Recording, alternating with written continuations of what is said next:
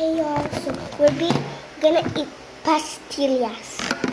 So I want to speak Filipino because this is Filipino design. So pastillas is. Oh, it's not hard. Mine is ang tigas. Ito. Hindi, kasi kanina pa kayo sa labas, I think. Or sobra talagang condense. Sobra? Bukas try ulit naman.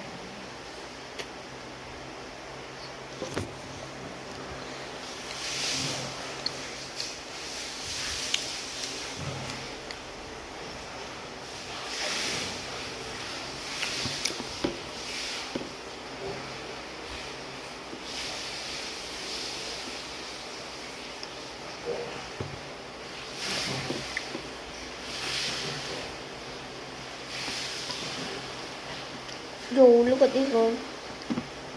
Look. Madami, masyado nakailang ka na po.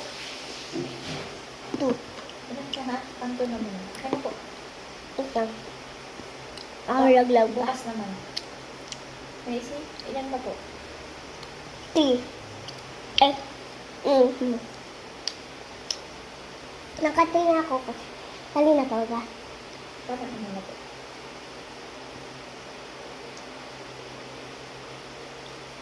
Kasi nag-ano ka na kanina, chocolate, tama, cakes. Ano nabawas?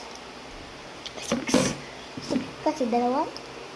Ay, papa. Bukas gawa ulit tayo, hindi na ganyang pastiki. I like it. Ganyang pastillas. Yun yung pastillas. Ang pastillas, medyo matigas-tigas. Nasobra ni naman condense. Ikasasali. Huwag ka po sasali sa vlog ko. A guy's coming!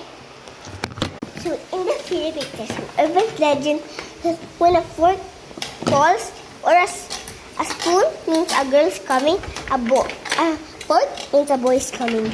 So, it's so yummy, girl. Bye! Casper the ghost! Casper the ghost! Casper the ghost! Casper the ghost! So, I'm going to drink my water.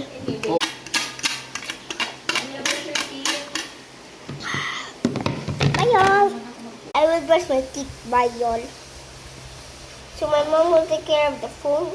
I will pause it still. Hi, y'all. So, I'm back. It was so yummy. And I'm gonna play on my mattress. Hi, guys. Part 2. So, it's another.